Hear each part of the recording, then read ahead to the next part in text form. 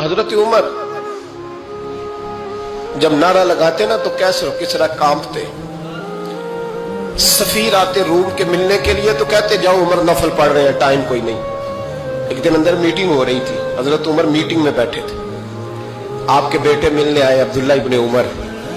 अब्बा जी अंदर आ जाओ, फरमाया दरवाजे पे खड़ा हो, मैं जरूरी बात कर रहा हूँ, अंदर ना आना। जनाब अब्दुल्ला इब्ने उमर कहते मैं दरवाजे पे खड़ा हो गया। थोड़ी देर गुजरी तो इमाम हुसैन भी आ गए। एक हदीस में एक रवायत में इमाम हसन का लफ्ज भी है। इमाम हुसैन आए, आके अब्दुल्ला इब्ने उमर से कहने लगे उमर फारूक अंदर है? तो कहा वो अंदर तो है। तो कहा आप क्यों दरवाजे पे खड़े?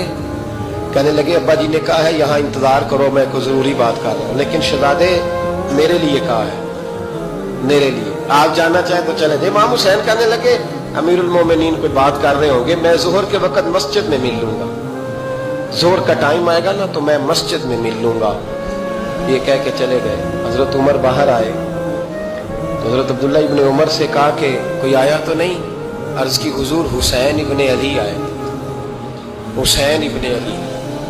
तो कहा अंदर क्यों नहीं भेजा?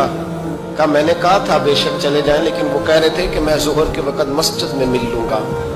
तो सैयदना उमर फारूक फरमाने लगे अब्दुल्ला तुझे तेरी मार हुए, हुसैन को क्यों वापस भेजा?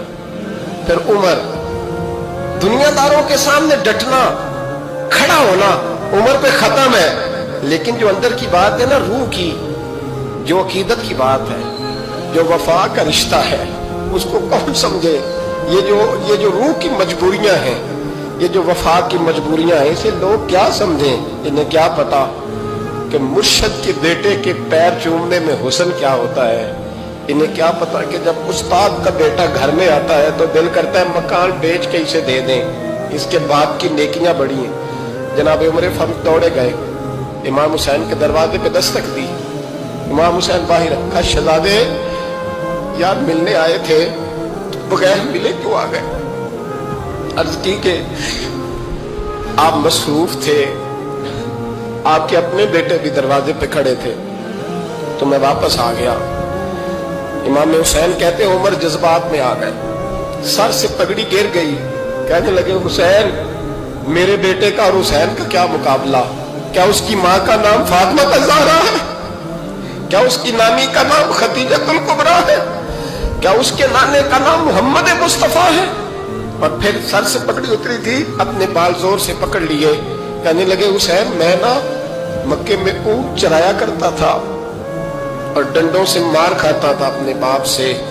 ये जो आज सारी दुनिया में उमर के नारे लगते हैं, ये तेरे नाने का सदका है। शहजादे मेरी वफा और मेरी वफा में जब तेरा दिल करे ना दौड़ के आ जाया कर। उमर तो लोग एक दिन इमाम हुसैन ने आके ना जनाबे फारूक आजम से कहा, खुतबा दे रहे थे बच्चों की तभी शुरू में, पता नहीं क्या बात आई इमाम हुसैन के दिल में। कहने लगे उमर नीचे उतरो, ये मेरे नाना का मिंबर है। तो हजरत सैयदना उमर सुनो, कभी मेरा भी बच्चा आ जाए तो मैं कहता हूँ इसको पकड़ो यार, बच्चों को तो नहीं ना जुम्मों में मतलब जिक्र किया जाता, उतरना मेरे नाने का मिंबर है। जनाब उमर उतर के नीचे खड़े हो गए। तो कहा जाके अपने नाने के मिंबर पे बैठ। तो हजरत उमर रो पड़े, कहने लगे शहजादे मेरे नाने का मिंबर ही कोई नहीं है ही नहीं, ये मिंबर ये मुसल्ले ये तेरे नाने की शान है, मेरे नाने का कोई मिंबर नहीं, तेरे ही नाने का मिंबर है। थोड़ी देर खड़े रहे तो इमाम हुसैन कहने लगे अच्छा कोई नहीं आपके नाने का मिंबर का नहीं? का चलो फिर मेरे नाने के मिंबर पे बैठ जाओ, चलो खैर है, कोई नहीं आपके नाने का? क्या नहीं? तो कहा कोई नहीं, फिर मेरे नाने के।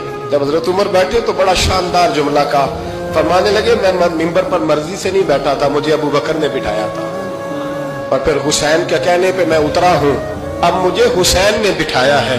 अब किसी की जुर्रत है तो उमर को उतार के दिखाए, अब मैं हुसैन का तेरी नस्ल पाक में।